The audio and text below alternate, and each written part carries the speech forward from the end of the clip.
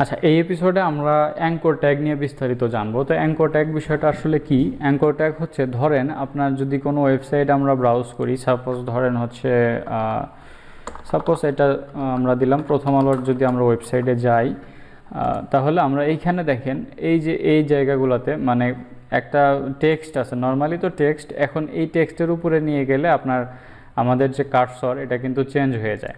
আচ্ছা, প্রথম আলো ওয়েবসাইটে আমরা আসলাম, আসার পরে যদি আমরা কোনো একটা টেক্সটের উপরে হোভার করি তাহলে আমাদের কার্সরটা কিন্তু চেঞ্জ হয়ে যায়। সাপোজ ধরেন এরকম এখন আছে, এখানে নিয়ে আসলে হ্যান্ড আইকনের মতো হয়ে যায়। আচ্ছা, এটাকে বলা হয় হচ্ছে পয়েন্টার কার্সর।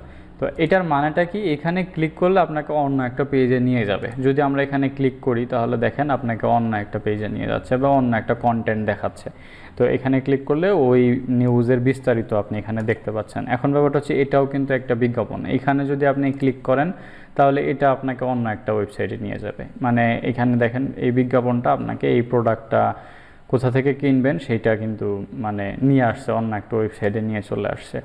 তো এরকম আর কি। তো ওয়েবসাইটে এরকম কিন্তু অসংখ্য লিঙ্ক আপ করা থাকে। মানে আপনি যদি এই যে এখানে ক্লিক করেন, এখন এই রিলেটেড নিউজগুলো আপনি এখানে দেখতে পাচ্ছেন। তো এখন ব্যাপারটা হচ্ছে যে এরকম লিঙ্ক আপ কিন্তু আমাদের ওয়েবসাইটে অসংখ্য আছে। যেরকম এখানে ক্লিক করলে আপনার আবার প্রথম পেজে চলে আসতেছেন।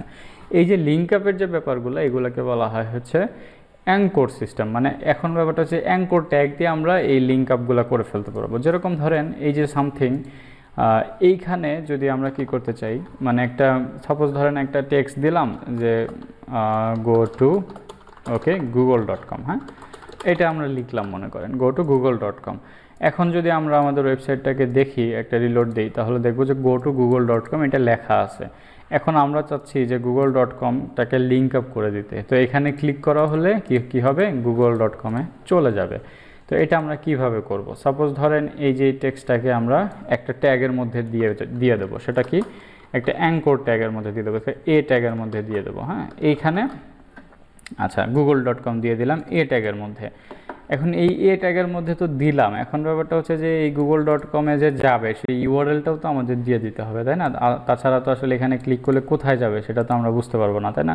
তো এখন যদি আমরা রিলোড দিই, আগের মতোই আছে, কোনো চেঞ্জেস নাই। তার মানে অ্যাঙ্কর ট্যাগ তো আছে, মানে এ ট্যাগ তো আছে, কিন্তু এইখানে ক্লিক করা হলে কোথায় যাবে সেটা তো আমরা বলি নাই এখনও। সেটা বলার জন্য আমাদের যেটা করা লাগবে, এই অ্যাঙ্কর ট্যাগের মাঝখানে এসে, মানে প্রথম যে ট্যাগটা আমরা স্টার্ট করছি, এই যে রাইট সাইডে যে ব্র্যাকেট মানে অ্যাঙ্গেলটা আছে, এটা ঠিক আগে, এর একটু পরে স্পেস দিয়ে আপনি যেটা করবেন সেটা হচ্ছে HREF নামে একটা অ্যাট্রিবিউটস নেবেন। এই অ্যাট্রিবিউটস মানেটা হচ্ছে যে এই যে ট্যাগটা আপনি নিলেন, এই ট্যাগের পাওয়ারটাকে বাড়ায় দেয় এই অ্যাট্রিবিউটস, মানে একটা ফিচার অ্যাড করে ফেলে। তো এখন HREF এই অ্যাট্রিবিউটসটার মানেটা হলো মানে HTTP রেফারেন্স। মানে এই যে অ্যাঙ্কর আমরা এই ট্যাগটা নিলাম, এইখানে এর ভিতরে যে জিনিসটা আছে, যে টেক্সটটা আছে, সেটাকে ক্লিক করলে আসলে কোন ইউআরএলে যাবে সেইটা ডিফাইন করার জন্য আমাদের এইরকম একটা অ্যাট্রিবিউটস লাগতেছে। তো আমাদের কি করা লাগবে, HREF অর্থাৎ HTTP রেফারেন্স একটা ইউআরএল দিতে হবে। আচ্ছা, এইটা লিখে একটা ইকুয়াল সাইন দিব, অবশ্যই ডানে বামে কি দিতে হবে, একটা কোলন আসবে, ডাবল কোলন বা সিঙ্গেল কোলন যেটাই আসুক। তো এই কোলনের মাঝখানে আপনাকে কি করতে হবে, আপনার ওই যে ইউআরএলের নামটা লিখতে হবে। সাপোজ আমরা যদি এখানে google.com লিখি তাহলে কি হয় এক্স্যাক্টলি আপনি একটু দেখেন। এখানে যদি আমরা লিখি, এই যে দেখেন এটার কিন্তু কালারটা চেঞ্জ হয়ে গেছে, এবং এখানে নিলে আপনার কি হচ্ছে, কার্সারও কিন্তু পয়েন্টার হচ্ছে। কিন্তু ব্যাপারটা হচ্ছে এখানে যদি আপনি ক্লিক করেন তাহলে অ্যাকচুয়ালি google.com-এ যাবে না। আপনি যদি দেখেন ক্লিক করেন তাহলে google.com-এ কিন্তু যাচ্ছে না। এটা ইউআরএল-এর পরে আমাদের যেই ফার্স্ট ওয়েবসাইট, এই ফোল্ডারের পরে এই google.com-টা চলে আসছে, কিন্তু google.com-এর ওয়েবসাইটে যায় নাই। এটার কারণটা কি? কারণটা হচ্ছে যদি আমরা বাইরের কোনো ওয়েবসাইটকে লিঙ্ক আপ করাইতে চাই, যেটা আমাদের ওয়েবসাইট না, সরাসরি আমাদের ওয়েবসাইট না, অন্য একটা ওয়েবসাইট, হ্যাঁ, তো সেই ক্ষেত্রে আমাদের যেটা করা লাগবে সেটা হচ্ছে যে HTTP রেফারেন্সের মধ্যে আমাদের HTTPS ফুল ইউআরএলটা দিতে হবে। মানে ফুল ইউআরএল, এটাকে হলো ফুল ইউআরএল HTTPS। এই যেহেতু HREF মানে HTTP রেফারেন্স, অবশ্যই আপনাকে HTTPS-টা দিয়ে তারপরে হচ্ছে ডোমেইন নামটা দিতে হবে। ফুল ইউআরএলটা যদি আমরা দিই তাহলে দেখেন এখানে রিলোড দিলে এখন google.com এ চলে যাবে। এই যে google.com এ চলে আসলো। এটাকে বলা হয় হচ্ছে অ্যাট্রিবিউট সিস্টেম। মানে অ্যাট্রিবিউটসটা কী করলো, আপনার অ্যাঙ্কর ট্যাগের ফিচারটাকে বাড়ায় দিল। এখন আমরা যদি চাই যে দেখেন এইখানে ক্লিক করা হলে আমাদের পেজে রিলোড হবে না, নতুন একটা ট্যাব ওপেন হবে। যেরকম ধরেন এইখানে যদি আসেন, এই যে একটা অ্যাড আছে, এই অ্যাডে যদি আপনি ক্লিক করেন, আচ্ছা এই অ্যাডটা না, অন্য কোনো অ্যাডে আমরা একটু দেখি। আচ্ছা, সো আমরা একটা রিলোড দিয়ে নিলাম। এখন ব্যাপারটা হচ্ছে যে মাঝখানে দেখব যে কিছু কিছু অ্যাড আছে যেগুলোতে ক্লিক করা হলে নতুন একটা পেজ ওপেন হবে। সাপোজ এটা, এই যে দেখেন এই নিচে যে অ্যাডটা আছে, ক্লিক করলে নতুন একটা ট্যাব ওপেন হচ্ছে এবং নতুন ট্যাবে সেই ওয়েবসাইটটা দেখা যাচ্ছে। এইটা যদি আমরা করতে চাই যে google.com এ ক্লিক করলে আমাদের এই ট্যাব এরকমই থাকবে, নতুন আর একটা ট্যাব ওপেন হবে, সেটা করার জন্য তাহলে আমাদের কি করা লাগবে, এই যে অ্যাঙ্কর ট্যাগ আছে এটার ফিচার অ্যাড করতে হবে, তাই না? ফিচার অ্যাড করতে হবে, বলতে হবে যে নতুন ট্যাবে ওপেন হোক।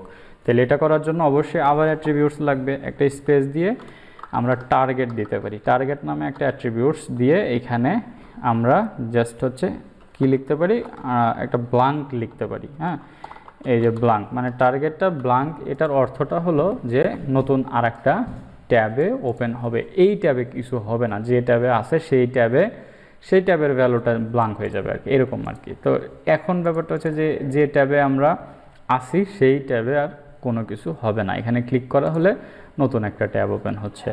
এখন এইটা ব্লাঙ্ক লেখার আগে আন্ডারস্কোর অনেকে দেয়, আবার অনেকে দেয় না। আপনার যেটা ইচ্ছা সেটাই আপনি করতে পারেন, তবে আন্ডারস্কোর দেওয়াটা একটু স্ট্যান্ডার্ড, কারণ অনেকেই ভালো ভালো যে রেপুটেড যে ওয়েবসাইটগুলো এগুলো আন্ডারস্কোর দিয়েই ইউজ করে।